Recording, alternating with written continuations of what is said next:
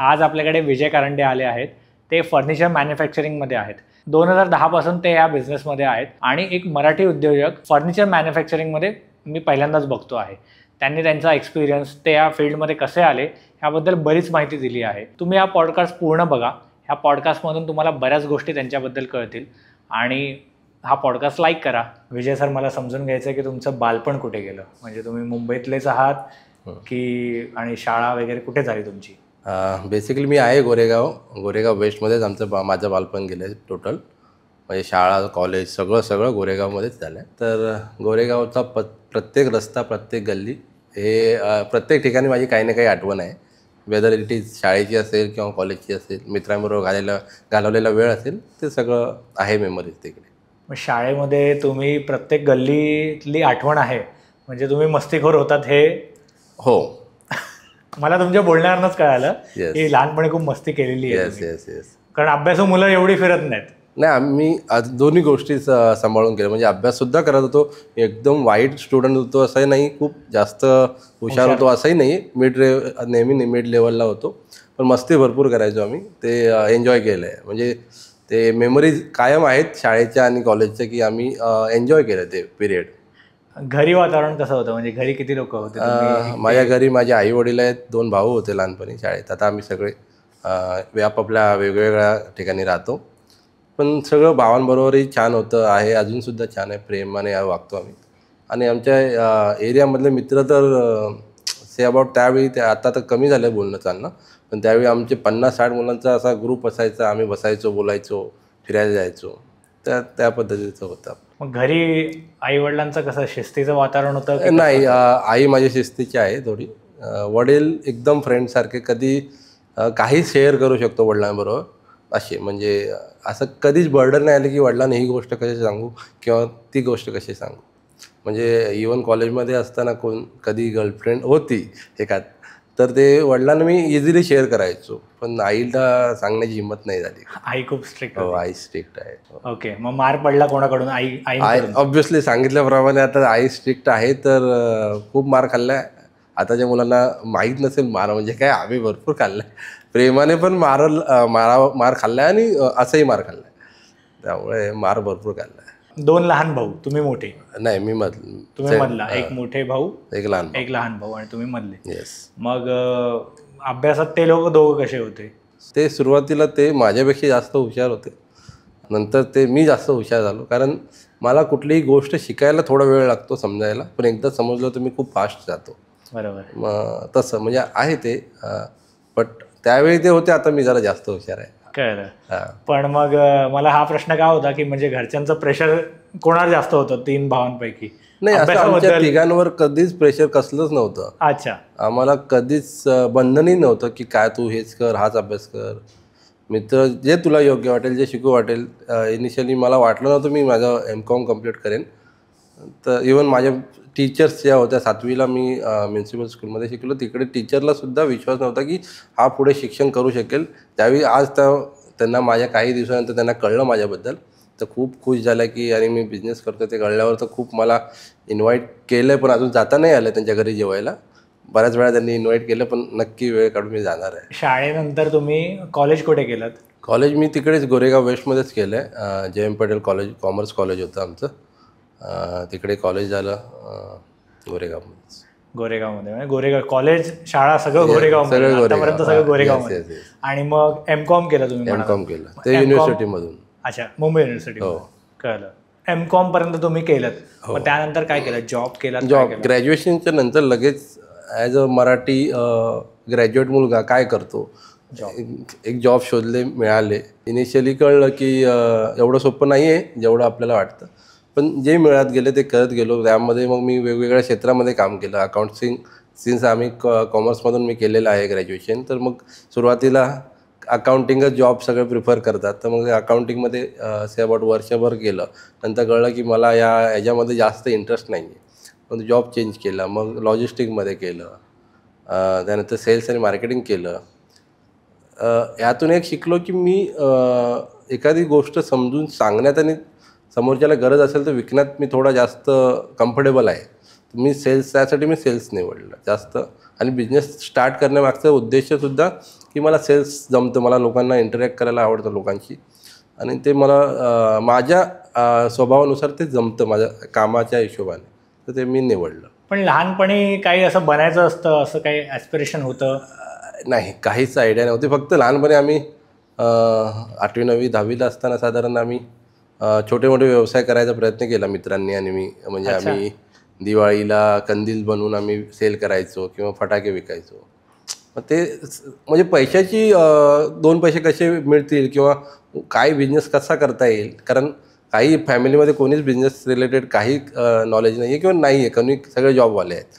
मग त्यामुळे असं काही नव्हतं, पण आम्हाला नेहमी आवड होती काहीतरी बिझनेस करायची मित्रांना, तर मी मग बिझनेसच निवडला.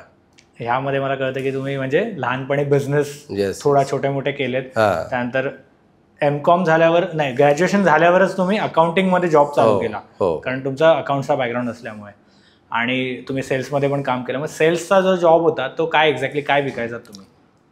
सेल्समध्ये आम्ही बऱ्याच वेगवेगळ्या प्रकारचे म्हणजे मी घेतला आहे अनुभव, पण लास्ट माझा जो मेजर जॉब होता तो सेम इंडस्ट्री, ज्या इंडस्ट्रीमध्ये मी आता बिझनेस करतो आहे, फर्निचर इंडस्ट्रीमध्ये आणि इंटेरियर इंडस्ट्रीमध्ये.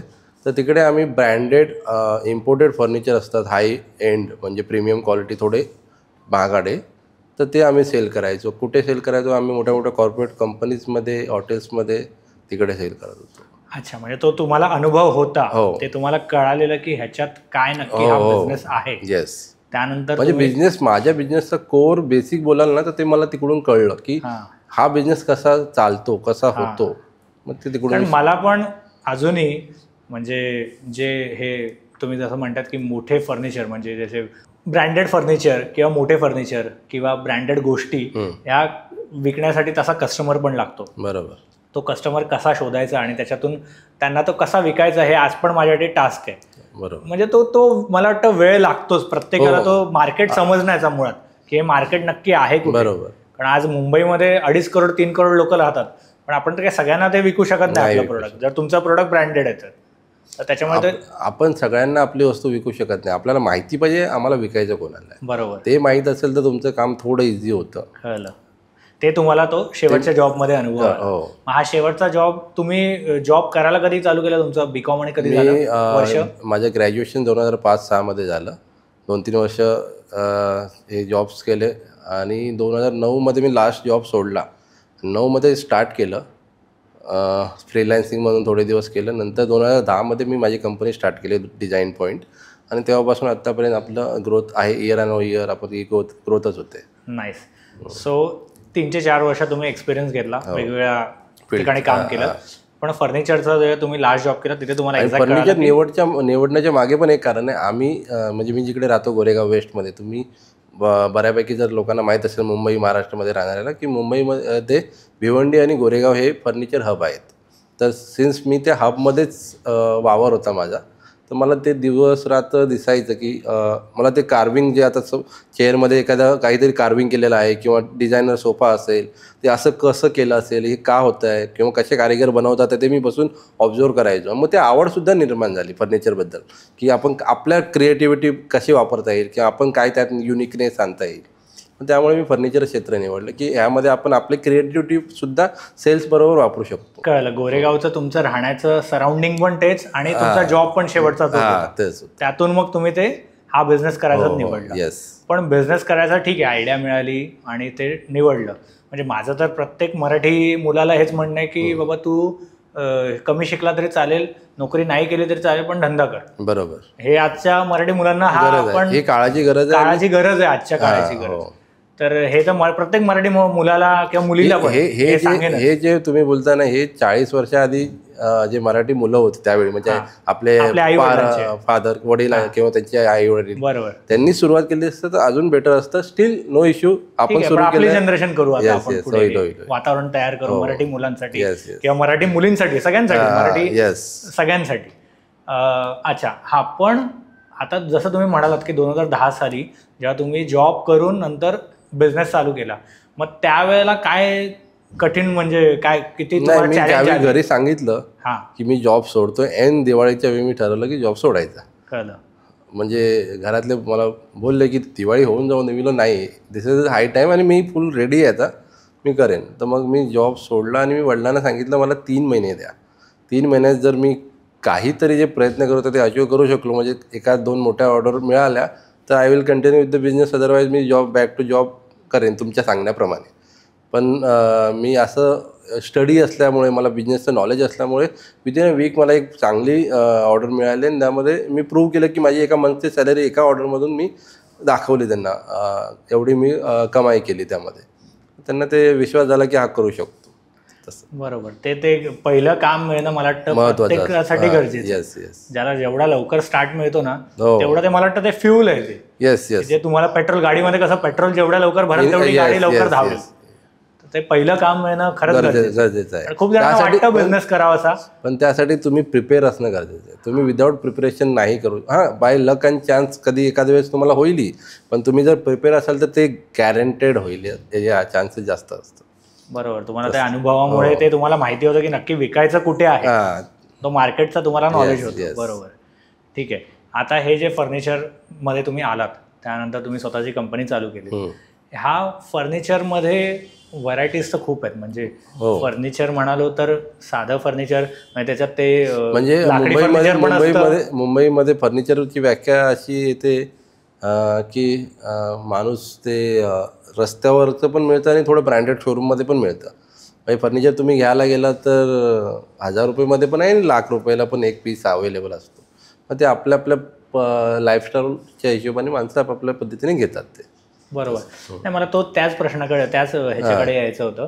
मला आता हेच म्हणायचं की लाकडी फर्निचर पण मिळतं, त्याच्यानंतर काही मेटल फर्निचर पण मिळतात, आणि अजून बऱ्याच वेगवेगळ्या प्रकारचे फर्निचर मिळत असेल, तुम्हाला त्याबद्दल नॉलेज असेलच. पण ह्या सगळ्या फर्निचरमध्ये गोष्टी जेव्हा कस्टमर घ्यायला जातो तर त्याच्यासाठी डिफरन्शिएट काय होतं, म्हणजे त्याच्यासाठी बेस्ट काय असतं? आणि जसं तुम्ही म्हणालात की आता की रस्त्यावरती एकदम स्वस्तातलं फर्निचर पण मिळतं आणि शोरूममध्ये घ्यायला गेलात तर तुम्हाला एकदम लाखो रुपयाचं पण फर्निचर मिळतं.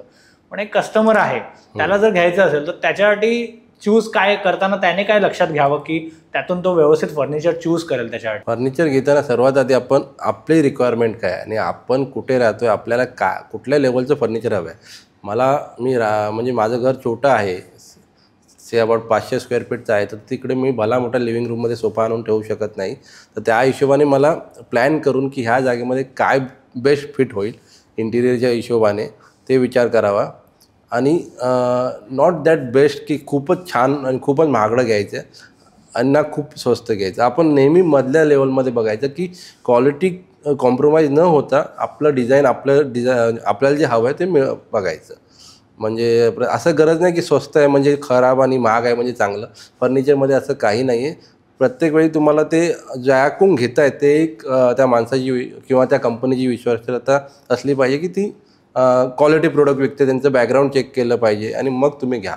कोणाकडूनही घ्या, पण ज्याकडून घेता त्याचं थोडीशी हिस्ट्री माहिती करून घ्यायची आणि मग घ्यायचं फर्निचर. आता डिझाईन पार्टमध्ये येतो तेव्हा तुम्ही जसं मगाशी म्हणत होत कार्विंग असते आणि बऱ्याच गोष्टी असतात, काही वेळेला प्लेन फर्निचर. आता डिझाईन पॉईंट नाव ठेवण्यामागे पण एक कारण आहे. फर्निचर आणि डिझाईन पॉईंटचा काही संबंध असा वाटत नाही, पण आहे. आम्ही फर्निचर फक्त विकत नाही, तर आम्ही डिझाईन म्हणजे आम्ही प्रॉपरली 2D 3D ड्रॉईंगमध्ये तुम्हाला फक्त एक तुम्ही रफ आयडिया दिली किंवा रेफरन्स इमेज दिला तर आम्ही तुमच्या रेफरन्स इमेजप्रमाणे तुमच्या व्ह्यूप्रमाणे आम्ही ते डिझाईन करतो. म्हणजे तुम्हाला 2D व्ह्यू देतो, 3D व्ह्यू देतो आणि मग तुम्ही ते अप्रुव्हल दिल्यानंतर आपण प्रोडक्शनमध्ये घेतो ते. त्यामुळे आम्ही डिझायनिंगवर आम्ही काम करतो. स्पेशलाइज कस्टमाइज फर्निचर कसं देता येईल ते बघतो आम्ही. अच्छा. मग तर ऑफकोर्स त्याच वेळेला तुम्ही ते कस्टमरला तेवढं त्याच्या रिक्वायरमेंटप्रमाणे डिझाईन करून देऊ शकता. ह्या डिझायनिंग पार्टकडेच मला यायचं आहे की जसं मी मगाशी म्हणतो कार्विंग असते त्याच्यामध्ये आणि बऱ्याच गोष्टी असतात, काही वेळेला प्लेन फर्निचर असतं. तर लोकांना समजण्यासाठी, कारण का खूप वेळा कन्फ्युजन होतं जेव्हा मार्केटमध्ये जातो आपण, खूप वेगळ्या प्रकारचे प्राइस रेंज तर आहेतच आणि डिझाईनमध्ये पण खूप फरक असतो. तर त्यावेळेला बेस्ट काय कसं समजून घ्यायचं? कारण का खूप वेळा सिम्पल, आता जसा हा मागचा डोर आहे तो खूप सिम्पल आहे पण दिसायला चांगला आहे, ह्याच्यातच कार्विंगवाला डोर पण येऊ शकतो. पण तेव्हा लोकांनी चूज करताना कसं काय पॅरामीटर्स ठेवले पाहिजे? तेव्हा सर्वात आधी जर तुम्ही घर डिझाईन करत असाल तर तुम्हाला कोणातरी स्पेशलाइज ज्या माणसाची एक्सपर्टीज आहे त्या गोष्टीमध्ये त्याची मदत घ्यायची गरज आहे, त्याची मदत घ्यावीच लागेल. सेकंडरी वरून दिसतं छान म्हणून ते छान आहे असं गॅरंटी नाही. तर त्यामध्ये काय मटेरियल यूज केलं आहे याची माहिती तुम्ही घेतली पाहिजे. त्या मटेरियल किती लाँग लास्टिंग आहे, किती दिवस टिकतं. आजकाल गुगलवर बऱ्यापैकी माहिती अवेलेबल असते.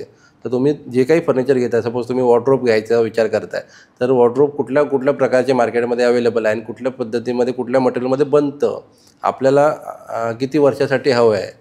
जर तुम्ही 5 वर्षात जर रिन्युएट करणार असाल घर, तर त्यासाठी तुम्हाला जास्त महागडं घ्यायची किंवा क्वालिटीवर म्हणजे एकदमच छान घ्यायची गरज नाही आहे. मिड लेवलचं घेतलं तरी ते 5-7 वर्ष व्यवस्थित चालतं.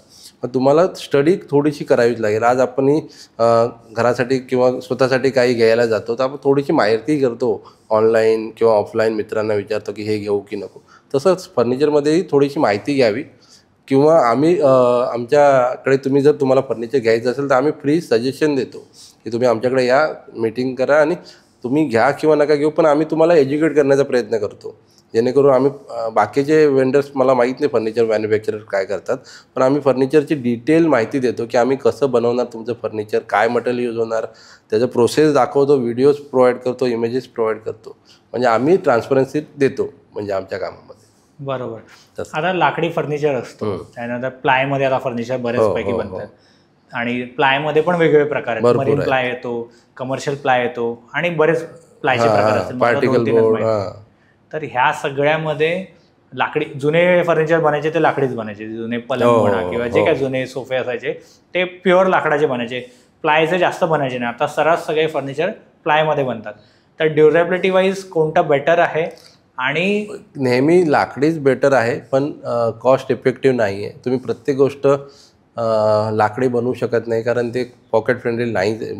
वेदर तुम्ही कितीही पैसेवाले असलं तरी अननेसेसरी कॉस्ट त्यात घालण्यात अर्थ नाही आहे.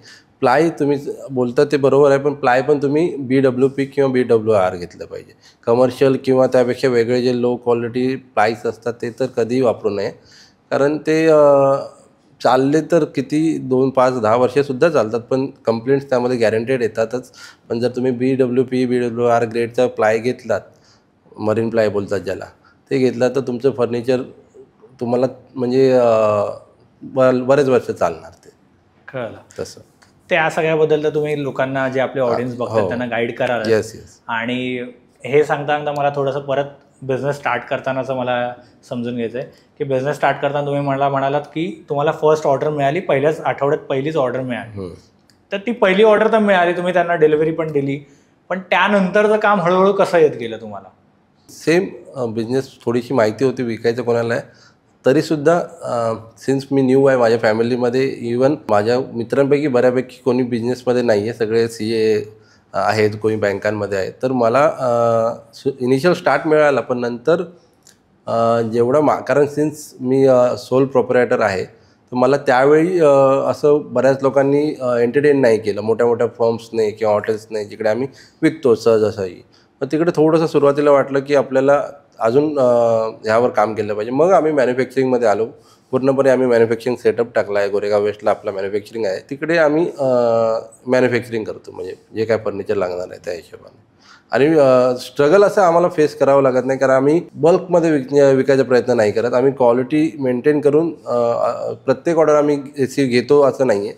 कधी कधी आम्ही ऑर्डर रिजेक्ट करतो, कारण आमच्याकडे वेळ नाही. म्हणजे आमचं टार्गेट हे नाही की जास्तीत जास्त सेल करणं, आम्हाला क्वालिटी प्रोडक्ट चांगल्या फिनिशमध्ये द्यायचं आहे, ते आम्ही प्रयत्न करतो. म्हणजे आम्ही नेहमी सेलच्या मागे पळत नाही. एवढ्या टाइम पिरियडमध्ये गेली 15 वर्ष तुम्ही हा बिझनेस करता. मध्ये मध्ये डाऊनफॉल आला, कारण मार्केटवर डिपेंड असतात काही काही गोष्टी. कधी कधी काही सीझन्स असतात, काही महिने असतात ज्यावेळी कधीच खूप लो फेस असतो.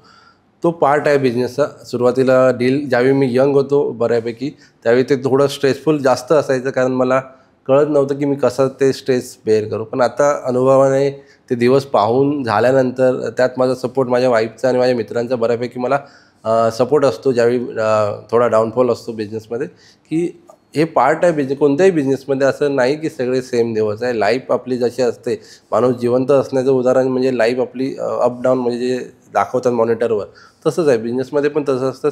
कधी आमचं मंथली सेल 20 लाख होतो, कधी 5 लाख, कधी त्याहीहून जास्त सुद्धा होतो. म्हणजे ते आता ते पचवायची तयारी झाली आहे आमची मनाची, त्यामुळे काही इश्यू होत नाही. Marathi manufacturer, furniture manufacturer Marathi खूप कमीच आहेत. म्हणजे मुंबई महाराष्ट्रामध्ये पहिलेच ऐकले मी. मुंबई महाराष्ट्रामध्ये 90% इतर कम्युनिटींनी पूर्णपणे फर्निचर इंडस्ट्री बोलायला ना तर कॅप्चर केलेली आहे. तर त्यात आत्ता मागील 5 ते 10 वर्षापासून काही मराठी उद्योजक आहेत जे फर्निचर इंडस्ट्रीमध्ये कामाला आहेत, त्यापैकी मी एक आहे. आणि खूप मोठं मार्केट आहे फर्निचर मार्केट.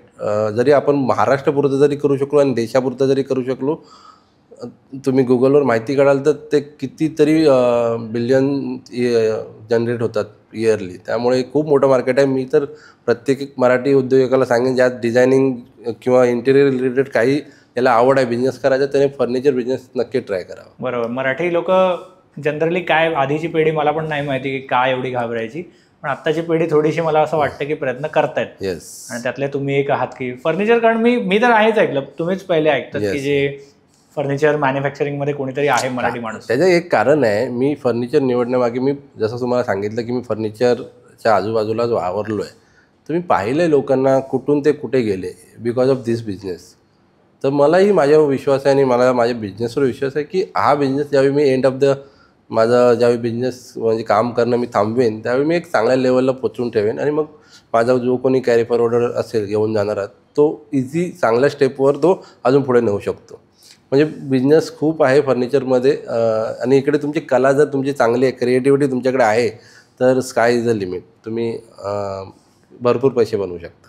बरोबर. तुमचं लॉंग टर्म विजन आहे, हे पण मला दिसतंय याच्यातून. कारण का ते लॉंग टर्म विजन पाहिजेच आपल्याला मध्ये, तरच तो बिझनेस तेवढ्या लेवलला आपण घेऊन जाऊ. बिझनेस करण्याचा उद्देश हेच असावं की बिझनेस आपण फक्त आपल्यासाठी नाही करत, आपल्यासाठी जी माणसं कामं करतात, टेक्निशियन, क्राफ्टमॅन, त्यांची घरं आपल्यामुळे चालतात, तर आपण त्यांच्यासाठी आपल्यानंतर ती कंपनी त्यांना म्हणजे त्यांना ते सपोर्ट देता आला पाहिजे कंपनीने, आणि आपली कंपनी डे बाय डे वाढत गेली पाहिजे. आज तुम्ही टाटाचं नाव माहीत असेल, तुम्हाला अंबानी, अडानी माहीत आहे, ते ओव्हरनाईट झालेलं नाही. त्यांनी 40-40, 50-50 वर्ष त्यांची मेहनत आहे त्यामागे, तर ते करावंच लागतं प्रत्येक बिझनेसमध्ये. तुम्ही फॅमिली पर्सन आहात, म्हणजे फॅमिली आहे, तर ह्यामध्ये तुम्ही फॅमिली आणि बिझनेस हा कसा मॅनेज करतात? सुरुवातीला मी ज्यावेळी बिझनेस स्टार्ट केला, मी टायरलेसली म्हणजे न थांबता न थकता काम केलं. म्हणजे मी सकाळी 9 ते रात्री 10 वाजेपर्यंत कंटिन्यू बिझनेससाठी धावपळ केली, कामं करायचो. पण आता मागील 5 वर्षापासून आफ्टर कोविड मला कळलं की मला फॅमिलीबरोबर सुद्धा वेळ घालवला पाहिजे. मग त्यावरून मी असं टाईम शेड्यूल केलेलं आहे की सकाळी 10 ते 6च्या मध्ये मी कामाबद्दलच बोलतो, आणि 6च्या नंतर जनरली इम्पॉर्टंट कॉल नसेल किंवा मीटिंग्सबद्दल, क्लायंटबद्दल नसेल, तर मी म्हणजे कामासाठी वेळ देत नाही. मग तो माझा वेळ माझ्या फॅमिली, माझ्या मुलांसाठी, वाईफसाठी असतो. तसं कळलं. मग तो तुम्ही टाइम आता मॅनेज केलेला आहे. हो, बरोबर. कारण का हे फॅमिलीला टाइम देणं पण गरजेचं आहे, आणि बिझनेस जे लोक हँडल करतात त्यांना तो अजिबात वेळ मिळत नाही. पण आपण काय एका ठिकाणी जॉबला जात नाही की सकाळी 9ला गेलो आणि संध्याकाळी 6ला सुटलो, नंतर मग जॉबचं विसरून जा, असा प्रकार आपला नाही. आपल्याला रात्री कॉल आले तरी उचलावे लागतात, क्लायंटचे कॉल आले. बरोबर. जनरली आमच्या ह्याच्यामध्ये नाही आहेत, कारण आमचा B2B बिझनेस आहे. B2B म्हणजे आम्ही बिझनेस टू बिझनेस, आम्ही हॉटेल्स, कॉर्पोरेट कंपनी जे खूपच एखादा अर्जंट ओपनिंग असेल कुठे स्टोअरची, हॉटेलची, तर तिकडे ते होतं कदाचित कधीतरी, पण जनरली नाही होत. एकदम. आणि आपण जर प्रेमाने क्लायंटला सांगितलं, sir after 7 I am not available, you can text me but I will revert tomorrow, मग ते त्यांनाही कळतं ते, मग ते त्या हिशोबाने तेही रिव्हर्ट त्यावेळीच कॉन्टॅक्ट करतात ऑफिशियल टायमिंगमध्ये. हेवी सीझन कोणता असतो तुमचा? हेवी सीझन असं म्हणता नाही येणार, पण जनरली दिवाळीच्या वेळी आम्ही स्पेशली ऑफर्स काही देतो, त्यामुळे थोडासा तो बरेच जण दिवाळीसाठी घेतात नवीन काही ना काही वस्तू, मग त्यात फर्निचरसुद्धा घेतात. मग ते दिवाळीचे 2 महिने आधी आणि 2 महिने नंतर तो पार्ट थोडा हेवी असतो. प्रत्येक बिझनेसचा एक कोणता तरी थोडा हेवी सीझन असतोच. आता तुम्ही बिझनेस करतायत, फॅमिलीबद्दल सांगितलं, पण पर्सनल लाईफमध्ये तुमच्या काय हॉबीज आहेत ज्या तुम्ही आत्ता पण तुमच्या हॉबी फॉलो करतात की नाही? नाही, मलाही बऱ्याच हॉबी आहे. म्हणजे मी ते वेळ मिळेल तसं मी त्या जोपासतो. म्हणजे सर्वात आधी तर मला मला माहिती आहे माझा आवाज जराही ऐकण्यासारखा नाही आहे, पण मी एकटा बाथरूम सिंगर आहे. मी ज्यावेळी खुश होतो किंवा एखादी काही असं वाटतं की मी काहीतरी अचीव केलं आहे काल मीटिंगमध्ये किंवा काही एखादं, तर मग मी मस्तपैकी 2-3 मिनटं आपलं शांत बाथरूममध्ये गाणं गातो.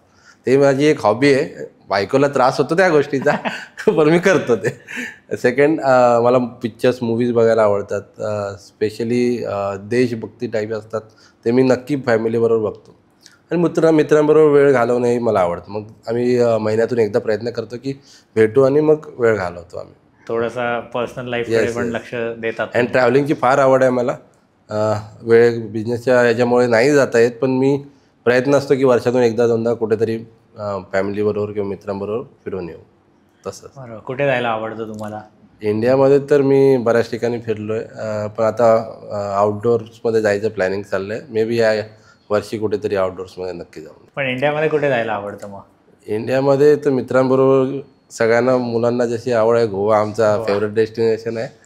फॅमिलीबरोबर तर मग मी हिमाचलमध्ये जायचा विचार चालला आहे. हिमाचल किंवा केरला, तिकडे आता जाऊन येऊ. 2010 पासून तुम्ही या क्षेत्रात आहात. इथे तुम्ही फर्निचर मॅन्युफॅक्चरिंगमध्ये तुमचा स्वतःचा कारखाना पण टाकला आहे. 2010 पासून आता 15 वर्ष झाली. तुम्ही काय असे बदल बघितलेत ह्या फर्निचर इंडस्ट्रीमध्ये, की ते काही ट्रेंड बदलले आहेत किंवा डिझाईन वाईज काही ट्रेंड बदलले आहेत? काय बदल बघितले तुम्ही ओव्हरऑल या इंडस्ट्रीमध्ये? डिझाईन वाईज बोलाल तर प्रत्येक 6 महिन्याला काही ना काही नवीन घडतच असतं आमच्या इंडस्ट्रीत. तर डिझाईन प्रत्येक आम्हाला अपडेटेड राहावं लागतं. काय नवीन येतं आहे किंवा आलं आहे ते स्टडी करून आपल्या ह्याच्यामध्ये कसं यूज करता येईल आणि इम्प्लिमेंट करता येईल, ते तर आम्ही नेहमी तो प्रोसेस चालूच असतो आमचा. आणि अबाउट 2018 नंतर फर्निचर इंडस्ट्रीमध्ये वेगळं एक वळण आलं की आधी ती कम्प्लिटली अनऑर्गनाइज सेक्टर होतं. म्हणजे लोकल टेक्निशियन बसून बनवायचे, विकायचे. जेव्हापासून ॲमेझॉन, फ्लिपकार्ट यासारख्या कंपनीज आल्यात, मार्केट प्लेस आलेत, पेपर फ्रायसारखे, तर ते कॉर्पोरेट लेवलला गेले. म्हणजे ते अवेलेबल झालं आहे ऑनलाईन आता फर्निचर. बरेच जण आता यंग जनरेशन ऑनलाईनच सगळं परचेस करतं. आम्ही ऑनलाईनसुद्धा विकतो. मग ते एक चांगलं म्हणता येईल बऱ्याचपैकी, की बिझनेसला ग्रोथ तुम्हाला जर तुम्ही ऑनलाईन प्लॅटफॉर्मवर सेल करायचं असेल फर्निचर, तर तुम्ही त्या माध्यमातून सुद्धा फर्निचर सेल करू शकता. तुम्हाला बिझनेसची ऑपॉर्च्युनिटी वाढते, म्हणजे बिझनेस मिळतो जास्तीत जास्त तिकडून सुद्धा. कळलं. मग पेपर फ्राय वगैरे सारख्या ॲमेझॉनसारख्या मार्केट प्लेसवर तुम्ही स्वतःचे प्रोडक्ट लिस्ट करून ते विकतो? हो. ओके. पण ह्याच्यातून मार्केट प्लेसचे बरेच नियम असतात, त्यांचे काही कट असतात त्याच्यात, जे काय म्हणजे त्यांचं असतं. तर त्याच्यातून प्रॉफिट निघतं की काय, कसं काय? म्हणजे कारण का हॉटेल इंडस्ट्रीवाले खूप बोलतात की आम्हाला नाहीच मिळत, जसं त्यांचे मार्केट प्लेस आहेत झोमॅटो, स्विगी. मार्केट प्लेसमध्ये तुम्ही प्रॉफिट नाही जास्त एक्सपेक्ट करू शकत. अबाउट 5% मॅक्झिमम तुम्ही कमवू शकलात तरी भरपूर आहे. पण तिकडे व्हॉल्यूममध्ये मिळतं. तिकडे तुम्हाला जर तुम्ही एक्सपेक्ट कराल तर तुम्हाला महिन्याला 100 सोफ्याची ऑर्डरसुद्धा मिळू शकते, जर तुमचं प्रोडक्ट अपिलिंग असेल आणि तेवढं ट्रेंडिंगमध्ये गेलं तर. त्यामुळे मार्जिन तुम्हाला कमीच ठेवूनच विकावं लागतं, कारण त्यांना बाकीचे कॉस्ट असतात. ते आहेच तसं. कळलं. पण म्हणजे मार्जिन कमी पण आणि क्वांटिटी. सिन्स आम्ही मॅन्युफॅक्चरर आहोत, तर आम्ही मॅक्झिमम 10 to 15% मार्जिन ठेवून बिझनेस करतो. आम्ही असे हवे प्राइजेस सांगत नाही, कारण आम्हाला बल्कमध्ये विकण्यामध्ये इंटरेस्ट आहे. म्हणजे आम्ही कॉर्पोरेट्समध्ये विकतो तर तिकडे ऑलरेडी त्यांचं बजेट कन्स्ट्रेंट असतं, छोटं कमी असतं. मग ते आम्हाला तिकडे ॲडव्हान्टेज असतो की आम्ही मॅन्युफॅक्चर असल्यामुळे आम्हाला त्या ऑर्डर्स बऱ्यापैकी मिळतात. बरोबर. कॉर्पोरेटचा विषय काढला तुम्ही कॉर्पोरेटपासून हॉस्पिटल्सपर्यंत सगळ्यांनाच तुम्ही सप्लाय देतात. आता ह्यांच्या प्रत्येकाच्या रिक्वायरमेंट वेगळ्या आहेत, कारण कॉर्पोरेटमध्ये वेगळ्या लागतात, हॉटेल इंडस्ट्रीला वेगळं लागतं आणि हॉस्पिटलला वेगळं फर्निचर लागतं. तर ह्या सगळ्यामध्ये मग तुम्ही सगळ्यामध्ये तुम्ही सगळं आउटसोर्सिंग करतात की स्वतःच्या कारखान्यात रेडी करतात की कसं काय? आता सपोज बऱ्यापैकी हॉटेल्समध्ये आम्ही दिलेलं आहे. तर उदाहरण द्यायचं असेल तर हॉटेल्सचं उदाहरण देतो की प्रत्येक हॉटेलमध्ये त्यांच्या रेस्टॉरंट डायनिंग एरिया असतो किंवा लाऊंज एरिया असतो.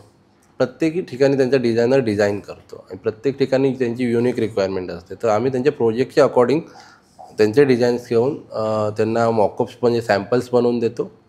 आणि त्यामध्ये काही आयटम आहे जे आम्ही स्वतः बनवतो, कारण फर्निचर मॅन्युफॅक्चरिंग एवढं वास्ट आहे की त्यात तुम्ही प्रत्येक वस्तू स्वतः बनवू शकत नाही. त्यात काही प्रोडक्ट रेडीमेड अवेलेबल असतात, रॉ मटेरियल बनाल, तर ते आम्ही काही गोष्टी एकत्र आणून मग एक प्रोडक्ट बनतो, असेंबल पण. काय आता तुम्ही पाहिलं असेल आजकाल coffee table, modern coffee table येतात, त्यात मेटलचं गोल्ड फिनिशमध्ये येतात, वर मार्बल टॉप असतो. तर तो एका ठिकाणी एक माणूस ते बनवू शकत नाही. खालचं मेटलचं स्ट्रक्चर एक वेगळा बनवणार, आम्हाला मार्बलवाल्याकडून सोर्स करावा लागतो. मग ते प्रॉपर कटिंग बिटिंग करून असेंबल रेडी करून मग ते डिलिव्हर आम्ही करतो. तसा म्हणजे एका प्रोडक्शनमध्ये, एका प्रोडक्ट मॅन्युफॅक्चर करण्यामध्ये 3 ते 4 वेगवेगळे मॅन्युफॅक्चरर इन्व्हॉल्व असू शकतात. कळलं, वेगवेगळ्या वेंडर्स कडून तुम्ही वेगवेगळ्या गोष्टी घेऊन मग ते असेंबल करून विकतात. येस पण डिझाईनचं मॉनिटर तुम्ही करतात की बाबा हे मला असंच पाहिजे. येस. डिझाईन फायनल करण्यामध्ये आणि ते तसं एक्झिक्यूट करण्यामध्ये तुमचं पूर्ण लक्ष असतं. तुमच्या इंडस्ट्रीमध्ये खूप सारं कॉम्पिटिशन आहे. ह्याच्यामध्ये खूप तुमचे जे कॉम्पिटिटर असतात तर ते लो प्राइसिंगला देतात, हा तर कॉमन विषय असेलच तुमच्या इंडस्ट्रीमध्ये. पण तुम्ही जेव्हा प्रोडक्ट डिलिव्हर देतात तेव्हा क्वालिटी मेंटेन ठेवणं आणि कॉम्पिटिटर किंवा ट्रेंडमध्ये ज्या गोष्टी आहेत सध्या डिझाईन वाईज वगैरे, तर त्या मेंटेन ठेवणं, ह्याच्यामध्ये तुम्ही पर्सनली काय तुमचा टच असतो की ॲज अ काय तुम्ही त्याच्यात? आता सपोज तुम्ही तुमच्या घरासाठी फर्निचर घेताय, तर इनिशियल स्टार्टिंग म्हणजे तुमच्या डिझाईन डिस्कशनपासून ते डिलिव्हरपर्यंत आमच्यापैकी मी किंवा माझा स्टाफ कोणी ना कोणी प्रत्येक वेळी तुमच्याबरोबर डिस्कशन आणि इन्व्हॉल्व असतो. मग त्यात ज्यावेळी डिलिव्हर करतो त्यावेळी अनपॅकिंग करून प्रॉपर सेट करून देईपर्यंत आम्ही तिकडे तुमच्यासाठी अवेलेबल असतो. आफ्टर सेल सर्व्हिस म्हणजे आय डोंट थिंक सो मुंबईमध्ये तरी मला माहीत नाही की प्रोडक्ट डिलिव्हर झाल्याच्या 3 महिन्यात ते 6 महिन्याच्या पिरियडमध्ये आमच्याकडून त्यांना कॉल किंवा मेल जातात, सर एव्हरीथिंग इज ओके. म्हणजे त्यांचा आम्ही फीडबॅक घेतो क्लायंटकडून. तर म्हणजे आम्ही कंटिन्यूस असं नाही की वॉरंटी दिली आहे म्हणजे जोपर्यंत कंप्लेंट येत नाही तोपर्यंत आम्ही त्यांना विचारत नाही. आम्ही आमच्या साईटहून 3 ते 6 महिन्याच्या पिरियडमध्ये त्यांना जोपर्यंत वॉरंटी आहे तोपर्यंत तरी आमचे मेल पाठवत असतो. काही इश्यू असेल तर यू लेट मी नो. आम्ही असं प्रत्येक वेळी क्लायंटला कस्टमरला विचारत असतो. पण मग ह्या ट्रेंडमधून आपण डिझायनिंग ट्रेंडमध्ये राहावं ह्याच्यासाठी किंवा म्हणजे तो डिझाईन ट्रेंड बदलत राहतात प्रत्येकाचं, जसं तुम्ही मला 6 महिन्यात बदलतात, तर त्याच्यासाठी अपडेट राहण्यासाठी तुम्ही काय करतात? मग त्यासाठी आम्ही बऱ्याचशे आर्किटेक्ट्स आणि इंटिरियर डिझायनबरोबर असोसिएट्स आहोत. म्हणजे आता डिझायनिंगचं काम जे आहे ते बरेचसे आर्किटेक्ट्स आणि इंटिरियर डिझायनर्स करतात. मग त्यांच्याबरोबर मीटिंग केल्यानंतर त्यांना आम्ही भेटल्यानंतर त्यांना काय युनिकनेस वाटतं की काय वेगळं करावं, आम्ही त्यांच्याकडून इनपुट्स घेत राहतो की नवीन काय करता येईल आपल्याला, किंवा डिझायनिंग हे जे प्रोडक्ट आहे पर्टिक्युलर एखादा सोफा आहे तर यात युनिकनेस आणण्यासाठी आपण काय करायला हवं, किंवा कम्फर्ट वाढवण्यासाठी अजून काय तुम्हाला वाटतं सर तुम्ही सजेशन द्या. तर तसे आम्ही आर्किटेक्ट्स, इंटिरियर डिझायनर, इव्हन कस्टमर्सकडून आम्ही त्यांचे व्ह्यूज ओपिनियन्स घेतो. त्या हिशोबाने आम्ही इम्प्लिमेंट करतो. मग आम्ही त्या हिशोबाने काहीतरी युनिक आणि वेगळं तयार करण्यात यशस्वी होतो. त्याचं कारण तेच आहे की आम्ही प्रत्येक वेळी काही ना काही दुसऱ्याकडून आयडियाज घेत राहतो आणि इम्प्लिमेंट करण्याचा प्रयत्न करतो. आजकाल काय झालंय की लोक खूप गुगलवर काहीतरी सर्च करतात. म्हणजे आजकाल कॅन्सरचा औषध पण गुगलवर लोक शोधायला लागले, तर तो प्रकार झालाच आहे. तर मग सेम गोष्ट मला तुम्हाला विचारते की गुगलवर लोक काहीतरी डिझाईन पण शोधत असतील आणि हे असं करून द्या, तसं करून द्या, बजेट नसतो वगैरे, हे कॉमन प्रॉब्लेम झाले. पण कधी कधी एखादा कस्टमर ज्याला तुमचं डिझाईन फायनल झालंय पण तो काहीतरी वेगळेच शोधतोय रेफरन्स, मग अशा कस्टमरला तुम्ही हँडल कसं करतात? अशा वेळी आम्ही त्यांना समजवतो. आम्ही त्यांना डिफरन्स सांगण्याचा, शिकवण्याचा प्रयत्न करतो की डिफरन्स काय आहे. जे तुम्ही बघताय आणि जे आम्ही देतो आहे भले दिसायला एकसारखं असेल तरी काही ना काही फरक असतो. तुम्ही शर्ट घ्यायला जाल तर तुम्हाला 200 रुपयालाही मिळतो आणि 25,000ला पण मिळतो शर्ट. तर काहीतरी क्वालिटीमध्ये डिफरन्स असतो. जर त्यांना क्वालिटी प्रोडक्ट घ्यायचं असेल तर आम्ही ते समजवल्यावर ते बऱ्यापैकी समजतात. आणि तरीसुद्धा जर नाही समजत तर मग आम्ही त्यामध्ये त्यांना मदत नाही करत. मग शेवटी आम्ही क्वालिटी कॉम्प्रोमाइज करून कामं करत नाही. हां, थोडंसं कमी जास्त प्रॉफिट मार्जिन कमी जास्त करून आम्ही ते प्रयत्न करतो की एक्झिक्यूट करू. पण ड्रास्टिकल डिफरन्स असेल रेट वाईज तर आम्ही नाही करत ते. इंस्टाग्रामवर आणि फेसबुकवर आणि यूट्यूबवर बऱ्यापैकी आपल्याला दिसतं की फर्निचरचे आजकाल व्हिडिओ दिसत राहतात आपल्याला कंटिन्यू, आणि तुम्ही ते बघत राहिलात की अजून बरंच काय काय दिसायला लागतं. पण त्याच्यामध्ये मी एक गोष्ट नोटीस केली आहे की काही जण क्लेम करतात की 5,000 रुपयामध्ये सोफा घेऊन जा, 10,000 रुपयामध्ये सोफा घेऊन जा. तर खरंच शक्य आहे 5-10 हजार रुपयात सोफा येणं? नाही, हे जे तुम्ही इंस्टाग्रामवर रील बघता त्या सगळ्या फेक असतात. बऱ्यापैकी क्वालिटी नसतेच किंवा जुनं फर्निचर ते नवीन बोलून विकतात. अच्छा. हां, तर त्यामुळे आणि तिकडे गेल्यावर ते कधी कधी असं होतं की ते 5,000मध्ये क्लेम करतात. तुम्ही तिकडे घ्यायला जाल तर तो प्रोडक्ट विकला गेला, तो त्या प्रोडक्टपुरती प्राईज होते असे सांगतात. आणि मग ते काही करून तुम्हाला त्यांच्या जागेवर बोलून मग काहीतरी जो घ्यायच्या हिशोबाने गेला आहे तो काहीतरी घेतो. मग त्यांच्या ती विकण्याची स्ट्रॅटर्जी आहे की स्वस्त दाखवा आणि माणसांना बोलवून घ्या. पण ते फसवेगिरी आहे, त्यापासून दूर राहा आणि जेन्युइन माणसं आणि जेन्युइन कंपनीपासूनच घ्या. अच्छा, म्हणजे ते जुने ह्याला पण रिफर्बिश करून विकतात. अच्छा, म्हणून ते एवढं स्वस्तामध्ये. मी तेच विचारत होतो. आणि मटेरियल क्वालिटीची गॅरंटी बिलकुल नाही घेत ते. एकदा विकल्यानंतर तुमचा कॉलसुद्धा रिसीव्ह करत नाहीत. तसं फर्निचर तुम्हाला घ्यायचं आहे, तुमचे पैसे भले तुम्ही स्वस्तात जरी घेत असाल, काहीतरी पैसे टाकता ते त्याची व्हॅल्यू मिळाली पाहिजे तुम्हाला. तर तुम्ही कुठूनही घ्या, पण फक्त चांगली क्वालिटी मेंटेन होईल त्या ठिकाणी जा. ह्या आमिषामध्ये पडू नका की 5,000 आणि 10,000मध्ये सोफा. त्याचं तसं पॉसिबल नाही आहे टेक्निकली. फसवे गेली तर इंडस्ट्रीमध्ये फर्निचर सगळ्याच इंडस्ट्रीमध्ये चालते, पण फर्निचर इंडस्ट्रीमध्ये पण चालतच असणार. मग तिथे म्हणजे असं काय उदाहरण आहे तुमच्याकडे? जसं तुम्ही आता म्हणालात की सोफा फर्बिश करून विकतात, जुना सोफा. आता आमच्याच एका कस्टमरने ज्यांना आम्ही त्यांच्या घरासाठी फर्निचर दिलं, त्यांनीच अशी कुठेतरी रील पाहिलेली, उल्हासनगरला गेले, तिकडे त्यांनी सांगितलेलं सोफा 5,000मध्ये मिळेल. तर ते तिकडे ते गेल्यावर त्यांना पहिली गोष्ट शॉकच लागला की 5,000ला काहीच नाही, तो होता तो विकला गेला, तुम्हाला दुसरा पाहिजे तर घेऊ शकता. आणि घेतलं त्यांनी काही फर्निचर, ₹1,00,000च्या आसपासचं घेतलं. आणि ते 2 महिन्याच्या आतच त्याची अवस्था खूप खराब झाली. म्हणजे सोफा त्यांचा बसून म्हणजे फोम सगळा खराब झाला, म्हणजे बसता येणार नाही अशी अवस्था होती. आणि बाकीच्या वस्तूही हालायला लागल्या, काही वस्तू खराब झाल्या. मग त्यांना ते जाणवलं. मग आता ज्यावेळी ते सांगायला गेले तर आफ्टर सेल सर्व्हिस नावाची गोष्ट काही नसतं तिकडे. मग ते लॉस झाला त्यांचा ₹1,00,000. मग त्यांनी परत फर्निचर घ्यायच्या वेळी त्यांच्या मित्रामध्ये विचारपूस केल्यानंतर मग आमचा रेफरन्स मिळाला त्यांना. ते आमच्याकडे आले, आमच्या मॅन्युफॅक्चरिंग युनिटला व्हिजिट केल्यानंतर, पाहिल्यानंतर प्रोडक्ट क्वालिटीबद्दल आम्ही त्यांना एज्युकेट केलं. आणि माझं असं स्पष्ट मत आहे, कुठल्या कम्युनिटीच्या अगेन्स्ट नाही मी, पण आपल्या मराठी लोकांनी जसं बाकीच्या कम्युनिटी इतर कम्युनिटीला आपापल्या माणसांना मदत करतात, व्यवसाय जो काय करतात आपसात करतात, तसं आपल्याही मराठी लोकांनी स्पेशली असा ट्रेंड सुरू करूया की काही घ्या, तुम्हाला काही घ्यायचं असेल, कदाचित ती बाहेर वस्तू ₹10 मिळत असेल, मराठी माणसाकडून ₹12 मिळेल, पण ते ₹2 तुम्ही तुमच्या कम्युनिटीमध्येच देत आहे, तुमच्या लोकांमध्येच देत आहे. तो प्रयत्न करा. कारण मराठी माणूस फसवा नाही आहे, तो नेहमी शब्दाला जागणारा माणूस आहे, मी असो किंवा इतर मराठी माणसं. तर त्यामुळे माझं आव्हान आहे की तुम्ही घ्याल फर्निचरबद्दल स्पेसिफिक बोलायचं झालं तर कुठल्याही मराठी माणसाकडून घ्या. मुंबई महाराष्ट्रामध्ये ते 99% तुम्हाला चांगलाच मिळेल, हे जी शाश्वती मी देऊ शकतो. नाही, मराठी माणूस हा प्रामाणिकच आहे, त्याच्यात प्रश्नच नाही. मराठी माणूस म्हटलं की तो प्रामाणिकच आहे. फक्त मला असं वाटतं मराठी माणसाला सेल्स आणि मार्केटिंग, मराठी माणूस या 2 गोष्टी शिकण्याची गरज आहे. आणि अजूनही काही मराठी माणूस अतिशय अतिशय अतिशय हुशार आहे, खूप चतुर आहे. फक्त त्यामध्ये एकच वाईट वस्तू आहे, आळस. माणूस मेहनत करायला थोडासा मागे राहिला, त्यामुळे आज आपण थोडेसे मागे आहोत इतर कम्युनिटीपेक्षा. पण आत्ता मागील 10 वर्षापासून मी नोटीस केलं आहे, मुलं खूप मेहनत करायला तयार आहेत आणि करतात आहे. आणि आज बऱ्यापैकी बरेच लोक चांगल्या चांगल्या लेवलला आहेत.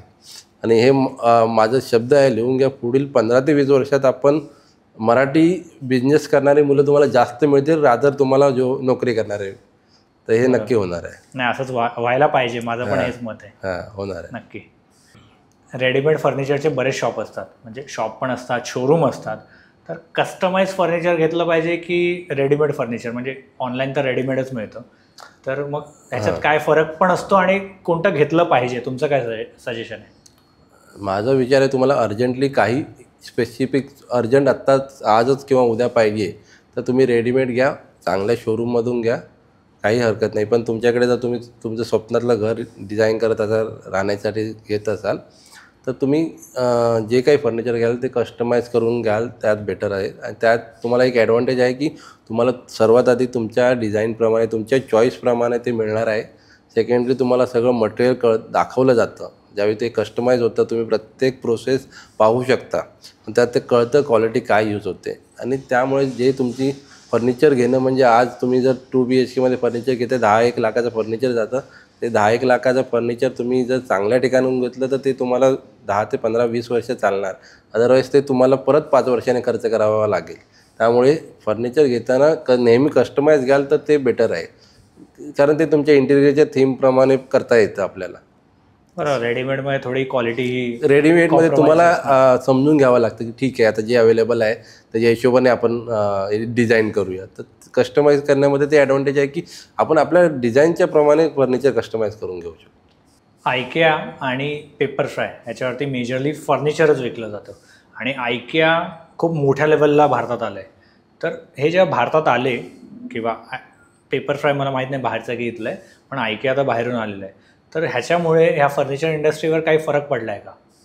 हां, थोडा फरक पडला आहे, नाही असं नाही. म्हणजे बरेचसे इंटिरियर डिझायनर्स त्यांच्या इंटिरियर प्रोजेक्टसाठी आयकियामध्ये नक्की जातात. पण जिकडे क्वालिटी हवा आहे, काहीतरी युनिक कस्टमाइज बनवून हवं आहे, त्यावेळी त्यांना कस्टमाइज फर्निचर मॅन्युफॅक्चरकडेच यावं लागतं. आयकिया तुम्हाला लाँग लास्टिंग फर्निचर नाही देत. आयकिया तुम्हाला स्वस्त देईल, जे तुम्हाला वर्ष 2 वर्ष मॅक्झिमम चालेल. त्यामुळे इंडियन मेंटॅलिटी आहे, एखादी गाडी जरी घेतली तरी आपण 5 वर्ष वापरतो.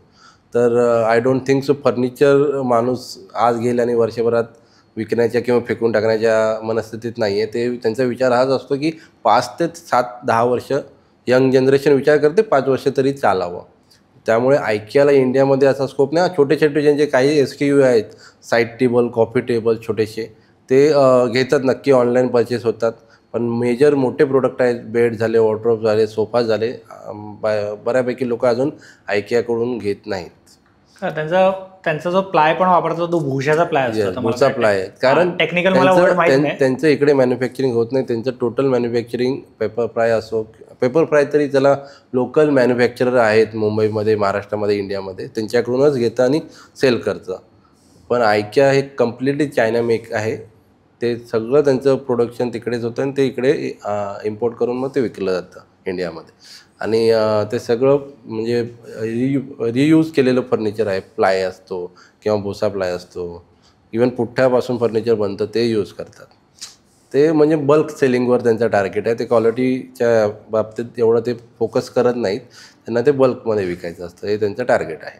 भुसा प्लाय असलं तरी पण प्राईस इफेक्टिव्ह असतं, ते कॉस्ट इफेक्टिव्ह असतं. येस. मग त्याचं सिन्स आयकिया बल्कमध्ये मॅन्युफॅक्चर करत असेल, मला वाटत नाही ते मॅन्युफॅक्चर करतात, पण तरी मॅन्युफॅक्चरिंग जरी असेल, कुठलीही गोष्ट तुम्ही बल्कमध्ये कराल तर तुम्हाला कॉस्ट कमी होते, लेबर कॉस्ट कमी होते, रॉ मटेरियल तुम्हाला स्वस्त मिळतं आणि ओव्हरऑल बाकी सगळ्या गोष्टीवर पण तुम्हाला ते इफेक्टिव्ह होतं. त्यामुळे ते काही प्रोडक्ट, इवन आयकिया, माझी गॅरंटी, आयकियाचा सोफा कम बेड आहे 55,000, तुम्ही ऑनलाईन पाहू शकता.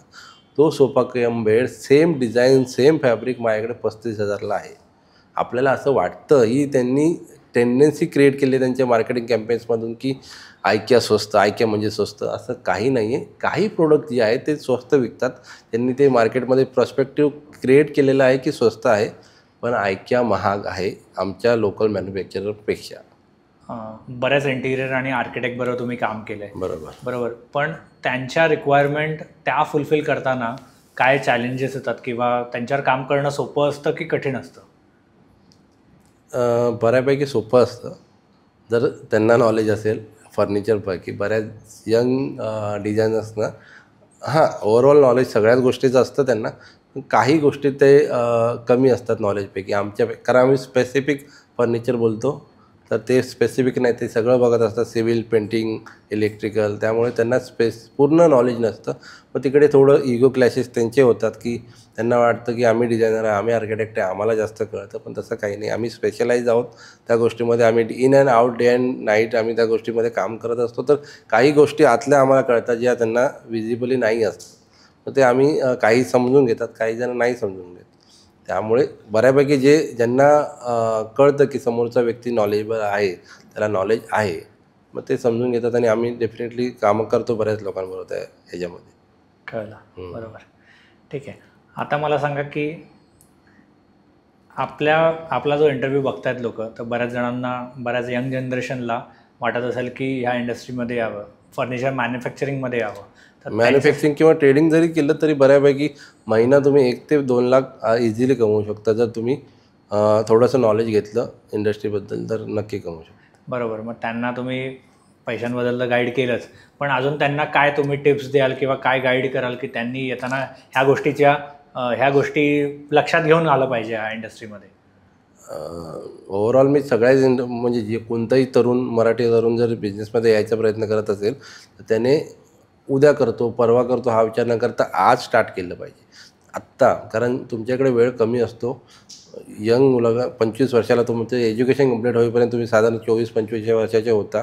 25 ते 50 हा लाईफस्पॅन आहे एका माणसाचा कमवण्याचा. तर तुमच्याकडे 20-25 वर्षच असतात, त्यात तुम्हाला शिकायला 5-7 वर्ष लागतात. मग तुमच्याकडे वेळ खूप कमी आहे. तुम्हाला जर खरंच या इंडस्ट्रीमध्ये यायचं तर तुम्ही पहिले 2 वर्ष शिकायच्या हिशोबाने या. त्यासाठी तुम्हाला वेळ बघून चालणार नाही, घड्याळ घालायचंच नाही. म्हणजे तुम्हाला ज्याकडेही जा, आज तुम्ही माझ्याकडे या शिकायला तर मी शिकवेन, पण तुम्हाला माझ्या पद्धतीने मी शिकवेन. मग त्यात तुम्हाला रात्री 2ला जर तुम्हाला मी एकाच डिलेवरीला पाठवतो आहे किंवा वेगळ्या कामाला फर्निचरच्या पाठवतो आहे, तर तुमची तयारी असली म्हणजे शिकायची तयारी असली म्हणजे वेळेचं स्वतःला हे नाही करून चालणार की मला यावेळी घरी गेलं पाहिजे. घरच्यांना पण सांगावं लागेल मी शिकतो आहे काहीतरी, जेणेकरून त्याचा मला फ्युचरमध्ये फायदा होईल. तर तेही समजून घेतात, पण तुम्हाला ती मेहनत करायची तयारी पाहिजे. मग तुम्ही ते सक्सेस नक्की करू. मग फर्निचर असो किंवा इतर कोणत्याही बिझनेसमध्ये. पण तुम्ही गाईड कराल. नक्की नक्की. कोणी मराठी मुलगा आला माझ्याकडे समजून घ्यायला शिकायला, तर मी त्याला न काही चार्ज करता मी त्याला सगळी माहिती देईन. तुम्ही फर्निचरचा बिझनेस तर करतच आहात, पण त्याच्या व्यतिरिक्त अजून काही ह्या बिझनेस रिलेटेडच, म्हणजे जसं फर्निचर इंडस्ट्री आहे त्या रिलेटेडच बऱ्याच गोष्टी करता येऊ शकतात. तर तसं काही त्याच्यात तुम्ही काही करतायत का ऑलरेडी, की करायचा काही प्लॅन आहे तुमचा? म्हणजे ह्या वर्षी आम्ही नवीन बिझनेसमध्ये एंटर झालो आहे, पॅकर्स अँड मूव्हर्स सर्व्हिसेसमध्ये. इकडे आम्ही रेसिडेन्शियल आणि ऑफिस शिफ्टिंगसाठी सर्व्हिसेस प्रोव्हाइड करतो. मग ते का केलं की मला वाटतं प्रत्येक माणसाला मल्टीटास्किंग केलं पाहिजे आणि बिझनेस हा आपला उत्पन्न करण्याचा एक माध्यम आहे. तर एकाच ठिकाणावरून आपण जसे फायनान्शियल ॲडवायझर सांगतात की तुम्ही तुमचं सगळं इन्व्हेस्टमेंट एकाच बास्केटमध्ये न टाकता सगळीकडे थोडे थोडे पैसे लावले पाहिजे, तसं इकडे मी आहे व्यवस्थित आहे. पण इतर बिझनेसेस लाईफमध्ये एक्सप्लोअर करणं गरजेचं आहे. आपण कुठला बिझनेस तुम्हाला कुठल्या लेवलवर घेऊन जाऊ शकतो आणि नेहमी एक बॅकअप प्लॅन नसलाच पाहिजे कुठल्याही गोष्टीसाठी. तर त्यासाठी आम्ही वेगवेगळे बिझनेस एक्सप्लोअर करणार आहोत पुढच्या 5 वर्षात. त्यापैकी एक आता आम्ही स्टार्ट केलं आहे पॅकर्स अँड मूव्हर्स. त्याच्याबद्दल तुम्ही काय एक्झॅक्टली सर्व्हिस देतात आणि ते आम्ही जानेवारीमध्ये स्टार्ट केलं आहे. स्टार्ट केल्यानंतर आम्ही आमचे एक्झिस्टिंग क्लायंटल बेस आहे त्यांना ते सांगितल्याप्रमाणे एक मोठं एक्झिक्युशन केलं, ज्यामध्ये आम्ही त्यांचं पूर्ण ऑफिस शिफ्टिंग करून नवीन ठिकाणी रिलोकेट केलं. तिकडे त्यांना आम्ही मदत केली. त्याशिवाय छोटे छोटे रेसिडेन्शियल जे रेंटवर राहतात, मुंबई ठिकाणी बरेच लोक रेंटवर राहतात, तर आम्ही त्यांना ते सर्व्हिसेस प्रोव्हाइड करतो की आम्ही त्यामध्ये आमचा उद्देश प्रॉफिट मार्जिन कमी आहे, आम्ही त्यामध्ये कमवण्याचे हे नाही आहे, पण आम्हाला सर्व्हिस इंडस्ट्रीमध्ये सुद्धा काम करायचं आहे. त्यामुळे आम्ही तिकडे आम्ही ते चालू केलं की ज्यांना आपलं घर शिफ्टिंग करून हवं असेल पूर्ण सामान, कारण आज आपण सगळे बिझी असतो, काही जण जॉब करतात, काही बिझनेसेसमध्ये आहेत, तर तुम्हाला तो वेळ नाही आहे की तुम्ही सगळं ऑर्गनाईज कराल. तर तिकडे माझे टेक्निशियन्स आहेत, ते प्रॉपरली तुमचं वस्तू ज्या महत्त्वाच्या किंवा डेलिकेट वस्तू आहेत त्या आम्ही प्रॉपरली पॅक करून टेम्पोमध्ये किंवा गाडीमध्ये लोड करून तुमच्या नवीन घरी आम्ही व्यवस्थित नेऊन देतो तुम्हाला. ते आम्ही तुमचा वेळ वाचवतो. त्याबद्दल एक नॉमिनल अमाऊंट, म्हणजे जास्त नाही घेत, नॉमिनल अमाऊंट घेतो. आता तुम्ही तुमचं जे डिझाईन पॉईंट ही जी कंपनी आहे, ह्याला तुम्ही पुढच्या 5 वर्षात 10 वर्षात कुठे बघतात? तुमचे फ्युचर गोल्स काय आहेत? पुढच्या 5 वर्षात तर नक्की आम्ही सांगितल्याप्रमाणे आम्ही सध्या मॅन्युफॅक्चरिंगच करतो फक्त. तर आता आम्ही रिटेलमध्ये यायचा प्रयत्न करणार आहोत. पुढच्या 5 वर्षात आम्ही रिटेल शोरूम आमचं फर्निचर मुंबईमध्ये स्टार्ट करू आणि येत्या 10 वर्षात इंडियामधल्या मेजर मेट्रो सिटीजमध्ये आम्ही आमचे शोरूम्स किंवा मॅन्युफॅक्चरिंग सेटअप्स टाकू. नक्की नक्की नक्की. जे आपले व्ह्युअर्स बघतायत ज्यांना त्यांचं फर्निचर तुमच्याकडून बनवायचं आहे, तर त्यांनी तुम्हाला कॉन्टॅक्ट कुठे करावा? सर्वात आधी तर ते आम्हाला आमच्या इंस्टाग्राम पेजवर जाऊन चेक करू शकतात, आमचे कामं बघू शकतात, आमच्याकडे काय काय प्रोडक्ट अवेलेबल आहे ते पाहू शकतात. फेसबुकवर अवेलेबल आहोत, लिंक्डइनवर आहोत, यूट्यूबवर आहेत आपले काही व्हिडिओज. त्याशिवाय ते पर्सनली आम्हाला मेलवर कॉन्टॅक्ट करू शकतात किंवा कॉन्टॅक्ट नंबर माझा आहे तो दिला जाईल. त्यावर तुम्ही डायरेक्टली कॉन्टॅक्ट केला तरी मी किंवा माझी टेक्निशियन, माझा स्टाफ कोणी ना कोणी तुम्हाला अटेंड नक्की करेल. आजचा हा पॉडकास्ट आपला झाला, हा तुम्हाला कसा वाटला आणि आपल्या आजच्या चर्चा कशा वाटल्या तुम्हाला? छान वाटलं, नवीन अनुभव होता. असं कधी कुठेही अजून मी इंटरव्ह्यू दिला किंवा पोस्टकार्ड केला नाही आहे. छान आहे आणि एक काहीतरी नवीन शिकायला भेटलं की आपण आपल्यामुळे इतरांना कसं बिझनेसबद्दल माहिती देऊ. माझं मनापासून इच्छा आहे की जास्तीत जास्त मराठी मुलांनी बिझनेसमध्ये यावं. तर ह्या माध्यमातून नक्की मला वाटतं ते त्यांच्यामध्ये एक ते ठिणगी पेटेल की बाबा आपणही जर हा माणूस करू शकतो तर मीही करू शकतो. मग मला एक आनंद आहे त्या गोष्टीचा की नक्की या पॉडकास्टमुळे तो फायदा होईल. नक्की खूप मराठी उद्योजक आपल्यासारखे येतील. हो, आणि तुमचाही जे फ्युचर प्लॅन आहेत ते सक्सेसफुल होतील, हेच माझं तुम्हाला शुभकामना आहे. Thank you so much. Thank you so much. Thank you.